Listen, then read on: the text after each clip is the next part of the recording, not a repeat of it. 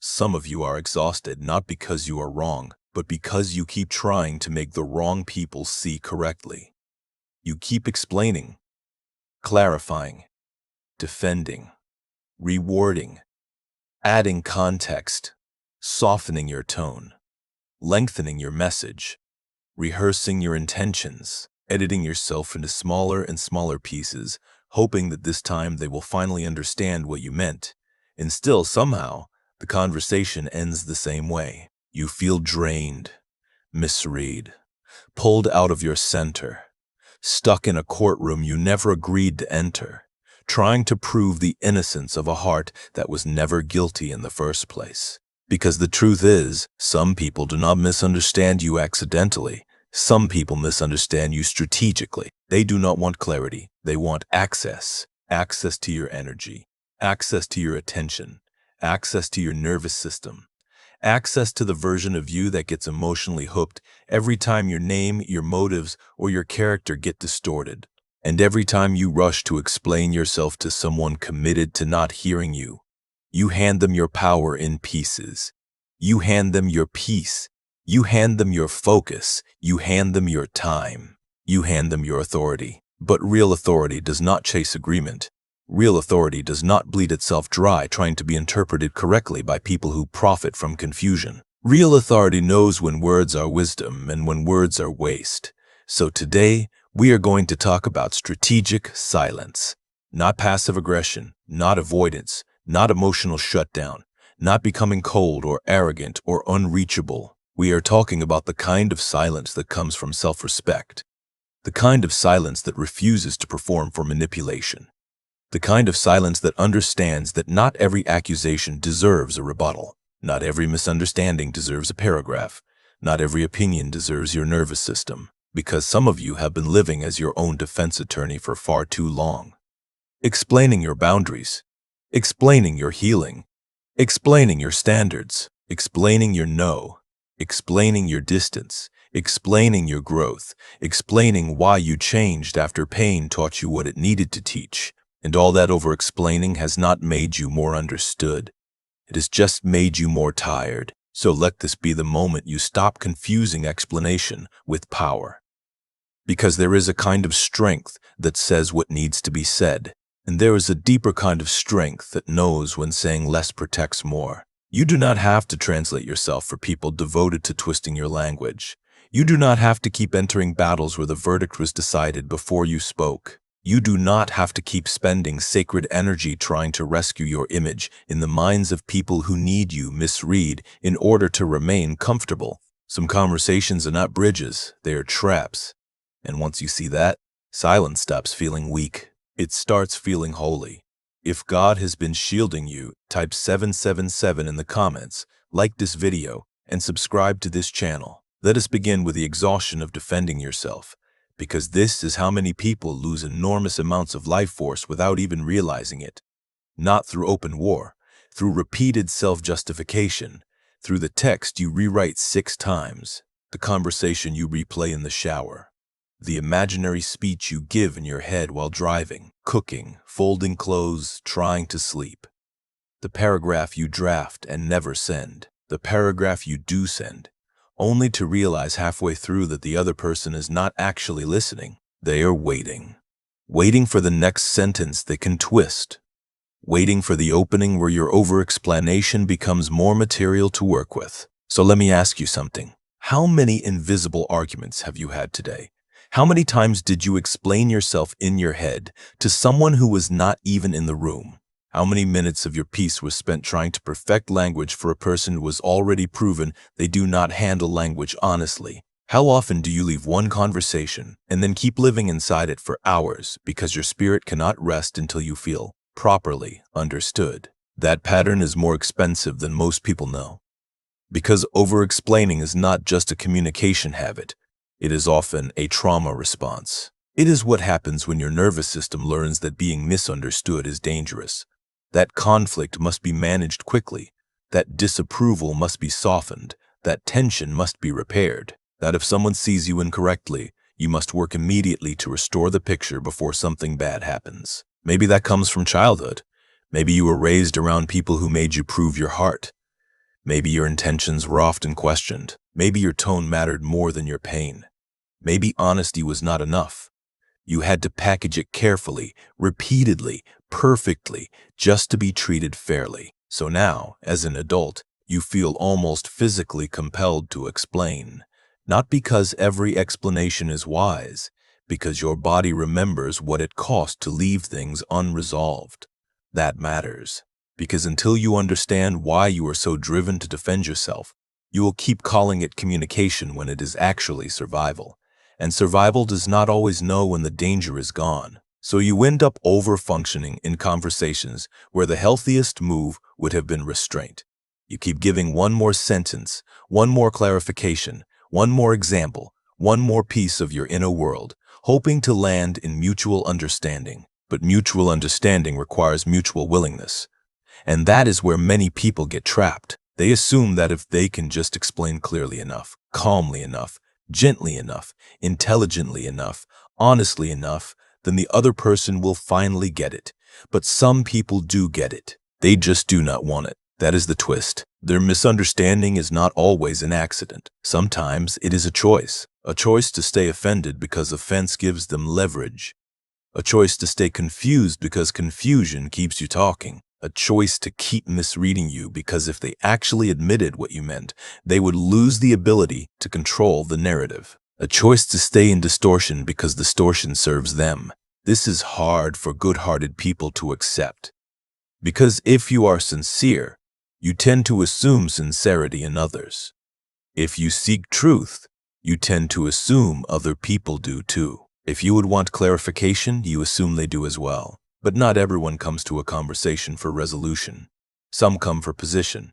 Some come for emotional dominance. Some come to bait you. And that is why you leave certain conversations feeling like no amount of explanation could have ever been enough. Because enough was never the issue. The game was rigged before it began. This is the recap your spirit may need. If you keep defending yourself to people who twist your words, ignore your intent, and require endless clarification just to stay in basic fairness, you are not in a truth-based exchange. You are in an energy drain. Now let us go deeper into that, because many people still do not understand why manipulators bait them into over-explaining in the first place. It is not always because they care what you meant. Often it is because explanation gives them control. The more you explain, the more material they have. The more you talk, the more chances they get to redirect. The more you defend, the more you unconsciously accept the frame that you are the one on trial. And once you are on trial, they no longer have to examine themselves. That is why baiting works so well. A manipulator says something inaccurate about you, or they take one sentence out of context, or they question your intention in a way that feels unfair but not outrageous enough to expose itself immediately. And because you know your heart, because you know that is not what you meant, because you feel the injustice of being misrepresented, you jump in to correct it.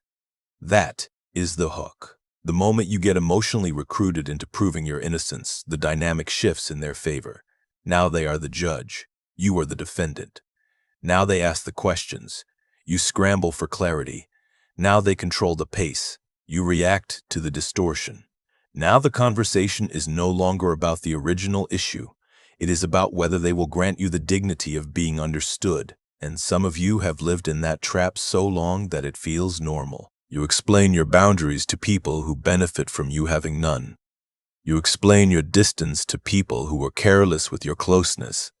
You explain your standards to people invested in calling them too much. You explain your healing to people who liked you better when you were easier to access. You explain your no to people who only respect yes. Listen carefully. Not everyone deserves the full map of your reasoning. And that is hard for sensitive, thoughtful people. Because you want to be fair. You want to be clear. You want to communicate well. You do not want to leave loose ends. You do not want to be cruel, dismissive, or arrogant. But strategic silence is not cruelty. It is discernment about where language will be honored and where it will be weaponized. Let me give you an example. Imagine you set a simple boundary. Nothing dramatic. Nothing disrespectful. You just say no to something that once would have cost you your peace. A healthy person may not love your answer, but they can handle it. They may ask a clarifying question. They may need a minute. But the basic shape of the exchange remains honest. A manipulative person does something different. They question your tone, question your motives, question your timing, question your character. They act confused by something that is actually straightforward. They imply that your boundary means you are selfish, cold, ungrateful, immature, overly sensitive, or not like yourself. Then you feel the pull to explain, to say no, it is not like that. I just need. What I meant was, you have to understand. I was only trying to. I did not want to hurt you. I still care, but... And suddenly your simple boundary is buried under 5 paragraphs of emotional labor. That is not communication. That is bait. And once you can see it, you stop respecting every invitation to explain as if it were sincere. Because some questions are not looking for truth. They are looking for access. Some people ask why not? Because they are open, but because they know your heart is tender and they want to keep you in the room longer. Some people ask for clarity only so they can keep moving the target. Some people keep misunderstanding because your repeated attempts to correct them keep feeding the connection. That is why silence is powerful. Silence breaks the loop. When you do not rush to defend, bait loses momentum. When you do not over-explain, manipulation loses material. When you do not accept the role of defendant, the false courtroom starts collapsing. Now, this does not mean you never speak. It means you become far more selective about when speech serves truth and when it only feeds dysfunction. That distinction changes lives, because many of you think the goal is to be perfectly understood. It is not. The goal is to stay aligned with truth, while refusing to hemorrhage energy in conversations designed to exhaust you. You can tell the truth once and stop. You can answer clearly and briefly. You can say no without a dissertation. You can let someone be disappointed without stepping into a panic-driven performance to make your decision more palatable. You can let a false narrative die of starvation instead of feeding it with frantic correction. That is authority. And authority often looks quieter than people expect. It is not the loudest voice in the room. It is the least baitable nervous system. Do you hear that? Authority is not just confidence in your words. It is the ability to remain unhooked when someone tries to drag you into unnecessary defense. That is why the first work of strategic silence is not verbal. It is internal. You have to learn how to survive being misunderstood without immediately abandoning yourself to fix somebody else's interpretation. That is deep work, because for many people being misunderstood feels like danger. It feels like loss of control. It feels like impending rejection. It feels like injustice that must be corrected right now. But if you cannot tolerate that discomfort, manipulators will always know where to find your leash. So let us say it plainly. Every urge to explain is not wisdom. Some urges are panic. Some are fear. Some are old conditioning. Some are the inner child trying to make the room safe by perfecting language. Some are the part of you that still believes your goodness depends on being accurately perceived by everyone. But your goodness does not need universal agreement to remain true. That one sentence can set a person free, because once you realize that your integrity is not erased by someone else's distortion, you stop scrambling so desperately to repair every false impression. You stop acting like every opinion is a crisis. You stop giving every misunderstanding the same emotional weight. And that opens the door to the next level of this work. The 3 rules of silence, because strategic silence is not just say less. It is a discipline, a posture, a protocol for knowing when to speak, when to stop, and how to remain steady when your body wants to chase clarity from the wrong people. In the next part, we are going to go there. We are going to walk through the rules, talk about how to survive the urge to correct people in real time, and learn why the most powerful people are often the ones who no longer feel compelled to explain themselves to every voice in the room. Because once your silence becomes intentional, your energy comes back. And when your energy comes back, so does your power. Now let us talk about the 3 rules of silence. Because strategic silence is not passive. It is not vague. It is not just be quiet. It is precise. It is the disciplined refusal to spend sacred energy where truth will not be honored. It is the ability to stay rooted when someone is trying to pull you into overexposure. It is the wisdom to understand that not every conversation deserves your full access, your full explanation, or your full emotional availability. And many people need these rules because they keep thinking silence means weakness. No, weakness is feeling internally forced to answer every distortion. Weakness is being so hooked by other people's interpretations that you cannot keep your own center unless they approve your wording. Weakness is letting every accusation purchase your attention. Silence, when it is strategic, is not surrender. It is self-governance. So here is the first rule. Do not explain a boundary to someone who benefits from you not having one. That one rule alone could save some of you years. Because once a person has shown that your openness, your over-availability, your lack of limits, or your emotional labor benefits them, you must understand something clearly. They are not a neutral audience. They are not asking for explanation from a place of curiosity. Very often, they are asking because your explanation is the last doorway back into control. So you say no. You say you are unavailable. You say that no longer works for you. You say you need space.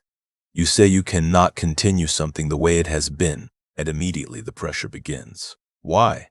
Since when? What happened? You are overreacting. You are being dramatic. This is unlike you. I need you to explain. After everything I have done for you, so that is how it is now? Do you see what is happening? The focus shifts away from your boundary and onto your need to justify it. That is the trap. Because once you begin defending your limit to someone who profits from its removal, you are already negotiating against yourself. Now, this does not mean you can never clarify a boundary to a healthy person. Healthy people can often receive a sentence or two and move with it honestly. But unhealthy people use your explanation like a crowbar. Every reason becomes a weak point to pry at. Every example becomes a place to argue. Every emotion becomes something to minimize. Every word becomes more material for the trial. That is why Rule 1 is holy. Say the boundary. Then let the boundary stand without dragging your soul behind it like evidence in a case. The second rule is this. Do not correct what a manipulator is committed to misreading. This one is difficult for sincere people because sincerity wants accuracy. Sincerity wants truth to be named. Sincerity wants the record set straight. Sincerity wants to believe that if the distortion is corrected well enough, fairness will return. But manipulation does not work like that. A manipulative person is not always confused. Sometimes they are committed to the version of you that keeps them in power, committed to the interpretation that makes you easier to blame, committed to the story that lets them avoid accountability, committed to the misunderstanding because the misunderstanding keeps you emotionally engaged. So when you correct them once and they twist it again, pay attention. When you explain clearly and they distort it again, pay attention. When you offer truth and they keep translating it into accusation, pay attention. This is not a communication gap. This is resistance. And the more you keep correcting it, the more you keep volunteering for a game you cannot win, because the goalpost will keep moving. You will answer one thing, and suddenly there is another thing. You will clarify your intention, and suddenly they are upset about your tone. You will explain your tone, and suddenly they are now questioning your timing. You will answer the timing, and suddenly they are discussing your character. That is not resolution. That is entanglement. So Rule 2 teaches you to stop feeding deliberate distortion. You say what is true. Maybe once, maybe briefly, maybe not at all, if the pattern has already proven itself. And then you let their chosen misunderstanding belong to them. That takes strength because many of you still feel morally responsible for the stories other people tell about you. But you are not. You are responsible for your integrity. You are not responsible for managing every false narrative and every resistant mind. That distinction will give you your nervous system back. And here is the third rule. Do not speak from activation. This may be the deepest rule of all. Because many people only realize they should have been quiet after they have already spoken from adrenaline. after the long text, after the voice note, after the late-night paragraph, after the emotional explanation that felt so necessary in the moment and so unnecessary in the morning. That happens because activation creates urgency. It tells you this must be answered now. This must be corrected now. This must be defended now. If I do not respond now, the lie wins. If I do not clarify now, I lose control. If I do not say something now, they will think they were right. But activation is a terrible advisor. Because when you speak from activation, you are usually not speaking from authority. You are speaking from alarm. And the alarm speaks too fast, too much, too personally, too defensively. It reveals more than the moment deserves. It gives emotional access where restraint would have protected you. It lets temporary dysregulation write permanent sentences. So the third rule teaches you to slow the moment down. No immediate response, no instant defense, no rushed explanation because your body cannot tolerate the discomfort of being misread for 10 minutes. Breathe. Step back. Wait until your spirit is no longer trying to earn safety through language. Then decide whether speech is even necessary. That is the twist many people need. Not every urge to respond is a sign to speak. Sometimes it is a sign to regulate. Let me ask you something. Can you survive not correcting people immediately? Can you survive the discomfort of letting a text sit unanswered for a while?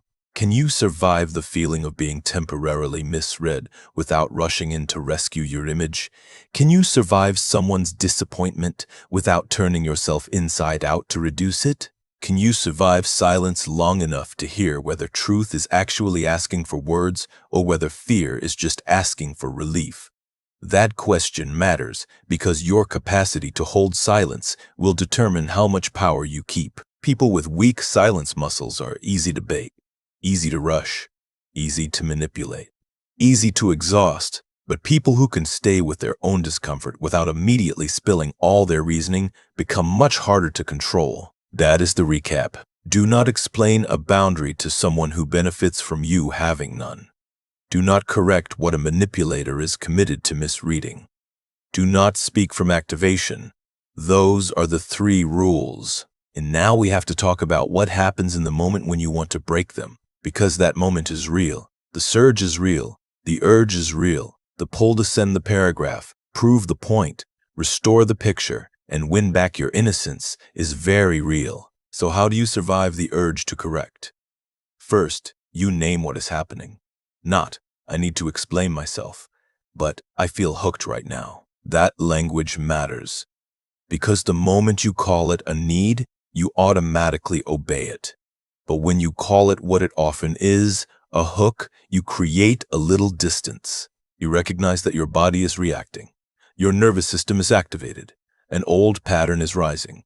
And that reaction does not automatically deserve a microphone. Second, ask a better question. Not, how do I make them understand? Ask, what is this conversation actually producing? Is it producing clarity? Or just more confusion? Is it producing truth? Or just more access to your energy?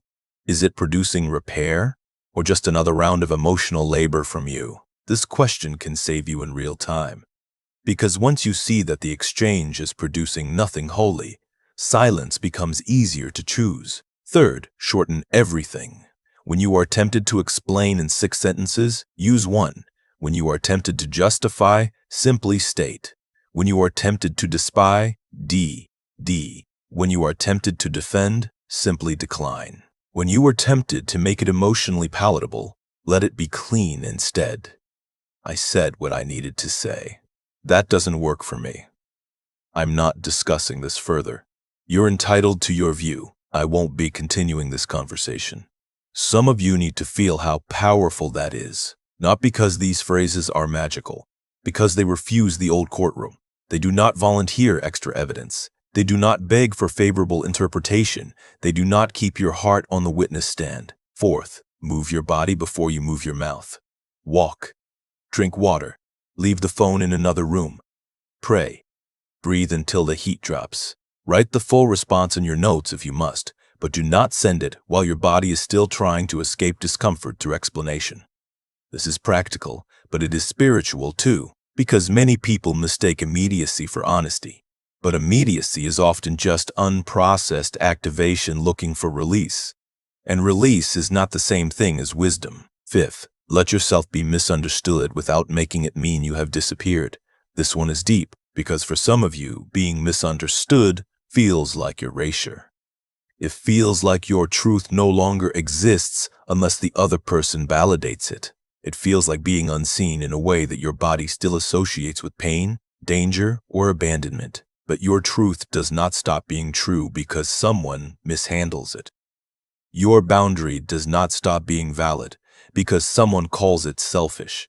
Your healing does not stop being real because someone says you have changed. Your no does not stop being holy because someone is upset by it.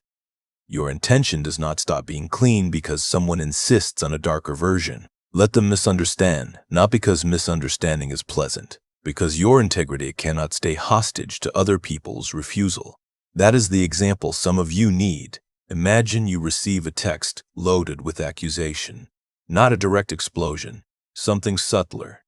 Just enough distortion to trigger the old reflex. You've been acting weird. I guess I know where I stand now. Funny how you're suddenly too busy. Wow, I didn't realize setting boundaries meant treating people like this. I'm just trying to understand why you've become so cold. The old version of you writes a paragraph, a sincere paragraph, a thoughtful paragraph. A paragraph full of context, reassurance, emotional detail, and careful clarifying language. But the rewired version does something else. The rewired version pauses, feels the activation, notices the hook, and instead of bleeding into the bait, answers from steadiness. Maybe it is one sentence. Maybe it is no sentence. Maybe it is, I'm clear on my decision. Maybe it is, I'm not available for this framing. Maybe it is silence. And yes, that silence may feel intense at first. Your body may scream. Your mind may start drafting rebuttals. You may want to run back in and rescue the picture. But if you stay with yourself, something powerful happens. You realize you did not die from not over-explaining. You realize the discomfort peaked and passed. You realize your peace remained more intact. You realize the world did not collapse because somebody held an inaccurate opinion. You realize how much of your old communication pattern was actually an attempt to regulate yourself through being understood. That awareness changes everything, because then silence stops feeling like deprivation. It starts feeling like protection. And this is the final recap before we move on. To survive the urge to correct, you must name the hook, question the fruit, shorten your response, regulate your body, and let integrity exist without universal validation. That is how strategic silence becomes embodied. It is not that you have nothing to say. It is that you finally know the value of not saying everything to everyone. And once you learn that, another shift begins. You stop trying to win through explanation. You start letting reality do some of the talking.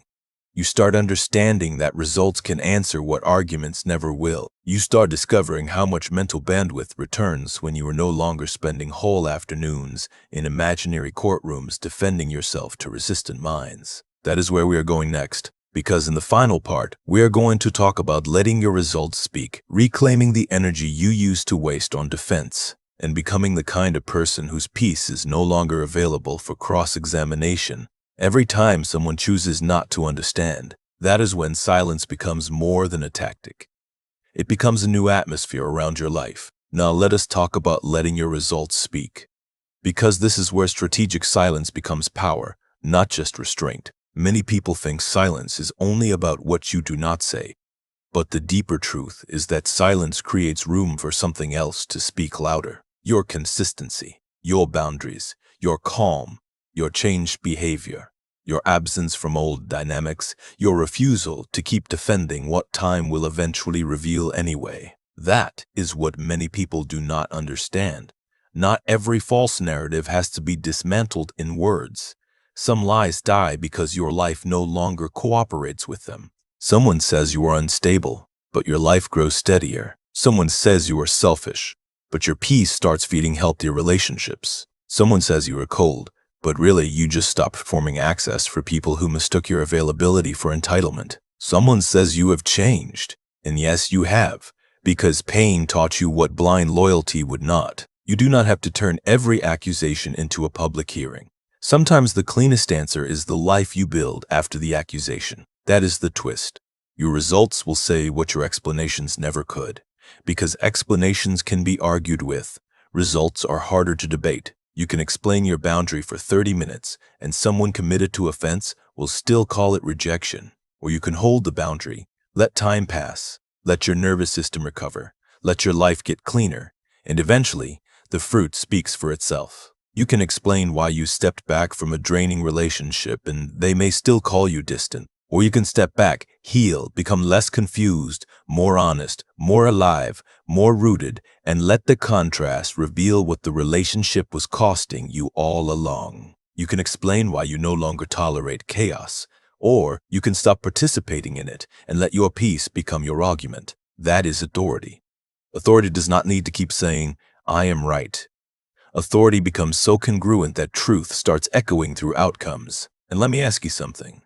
What if your next level does not need another explanation? What if it needs your focus? What if the breakthrough is not hidden in the perfect paragraph, but in the energy you recover once you stop writing paragraphs for people who were never reading your heart honestly in the first place? That question matters because many of you have delayed your own life while trying to manage other people's interpretations of it. You keep pausing your healing to explain it, pausing your boundary to explain it, pausing your growth to explain it, pausing your new standards to explain them, pausing your exit to explain why you are leaving, pausing your peace to explain why you can no longer keep participating in what drains it. And all that pausing comes at a cost. Because every hour spent defending yourself is an hour not spent building yourself. Every paragraph spent clarifying your worth is energy not spent embodying it. Every mental rehearsal for a person committed to misunderstanding you is attention stolen from the life that actually deserves your presence. This is where bandwidth comes in. Because strategic silence is not only about avoiding emotional traps, it is about reclaiming cognitive, emotional, spiritual, and creative bandwidth that has been leaking out through chronic self-defense. Some of you are tired because you are fighting too many invisible wars.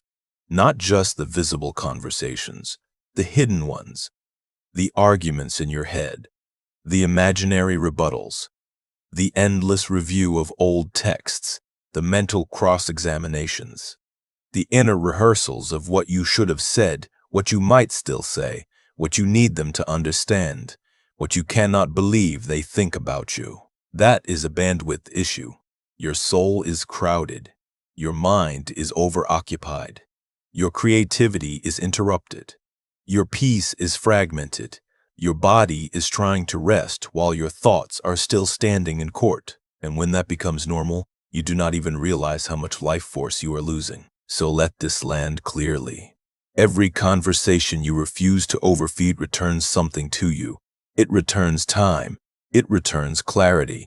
It returns nervous system space. It returns attention. It returns emotional sobriety. It returns the ability to hear your own thoughts without someone else's distortion echoing over them. That is not small. Because once your bandwidth comes back, you start noticing things.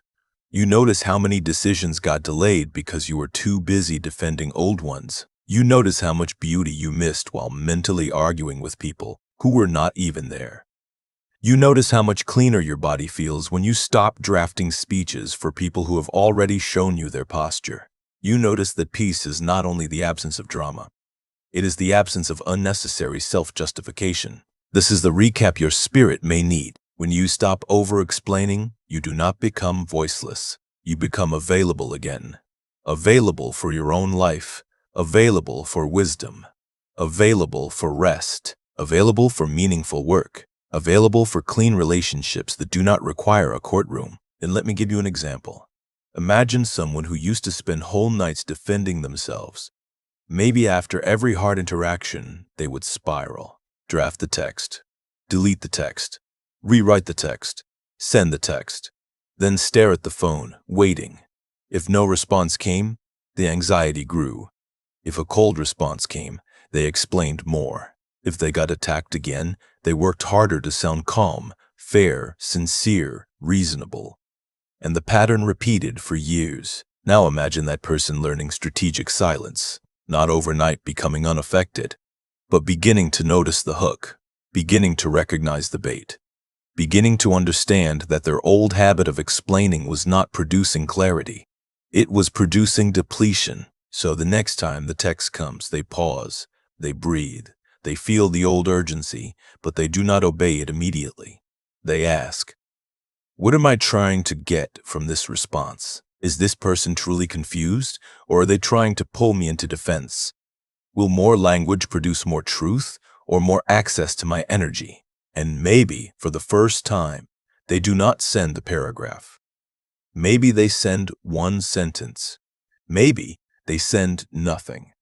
Maybe they simply hold the line. At first, it feels unbearable. Their body shakes with the old compulsion. Their mind keeps screaming, "Say more, fix it, explain it, clear it up." Do not let them think that about you. But then something remarkable happens.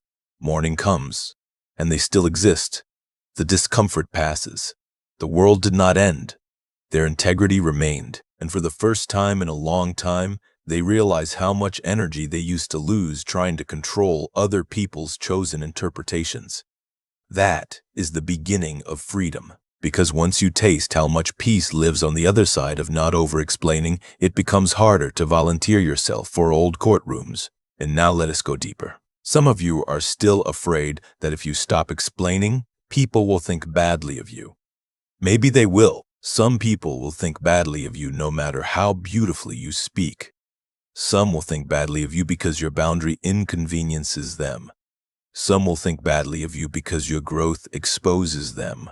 Some will think badly of you because they built a version of you in their mind that required your self-abandonment to stay intact. Some will think badly of you because your silence denies them the drama they were hoping to pull out of you. You must survive that, because if your entire life depends on never being viewed unfairly, you will remain endlessly controllable. Let them think what they think. Not because reputation never matters, but because your soul cannot keep paying the price of trying to manage every unclean perception. There is a difference between living with integrity and living in image management. Integrity asks, "Am I being true?" Image management asks, "Am I being approved?" And some of you have been trapped in image management so long that truth itself feels insufficient unless it is validated. But truth does not become more true because a manipulative person agrees with it, and your peace does not need permission from resistant minds to be legitimate. That is why results matter so much. Let the changed pattern speak. Let the healed nervous system speak. Let the cleaner relationship speak. Let the stronger boundaries speak. Let the stronger boundaries speak. Let the work you finally finished speak.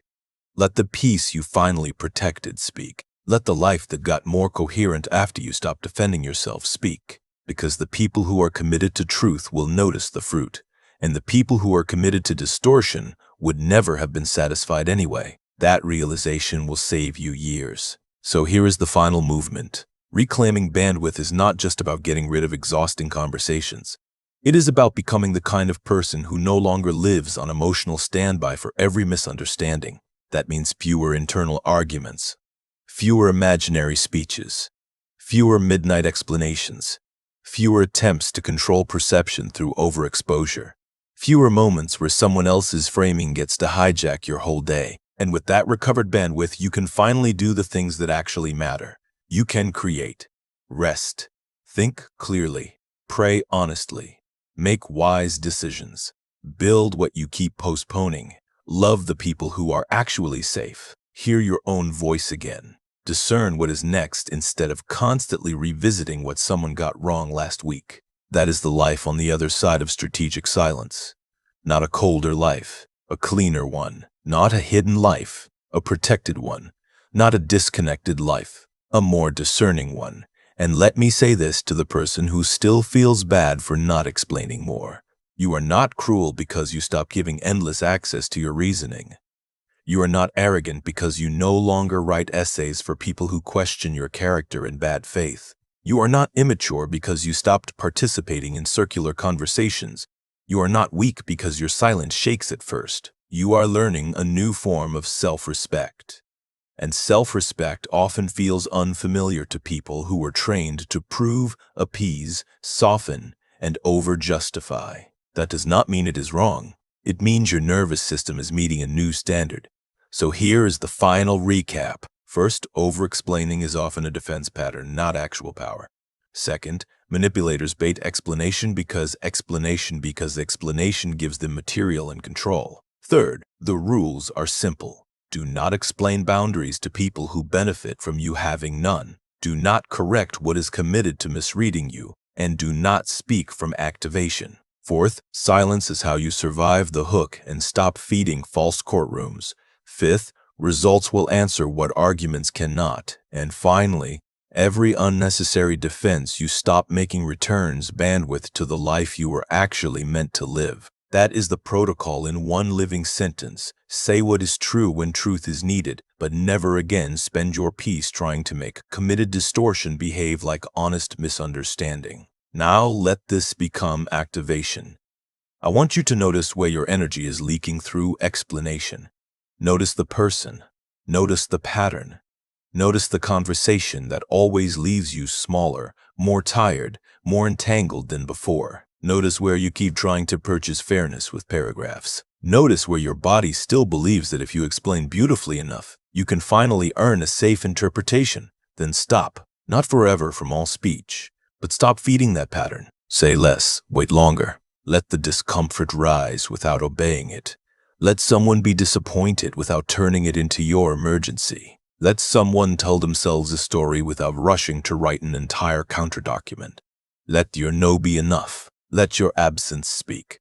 Let your changed behavior speak. Let your peace answer what your panic used to chase. Write this over your spirit today. I do not defend myself in rooms committed to distortion. I do not explain boundaries to people who benefit from my lack of them. I do not speak from activation. I do not mistake urgency for wisdom. I let my integrity stand without constant narration. I reclaim my energy. I reclaim my peace.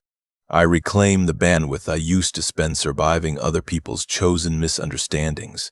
Carry that into your next conversation. Carry that into your next text.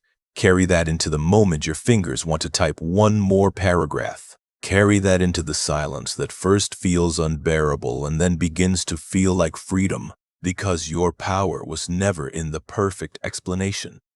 Your power is in knowing when your words are sacred and when they are being invited into waste. Your power is in staying rooted when someone tries to put your heart on trial.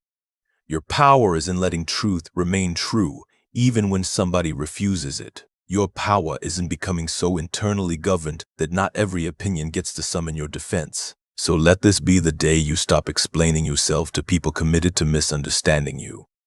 Let this be the day you step out of the courtroom. Let this be the day you stop translating your soul for hostile audiences. Let this be the day you discover that silence can carry more authority than panic ever could. And when you do speak, may your words come from clarity, not compulsion. May they come from wisdom, not wounded urgency. May they come from self-respect, not fear of being misread. And when you do not speak, may your peace stop apologizing for itself. 'Cause not every battle deserves your voice, and not every voice deserves your battle.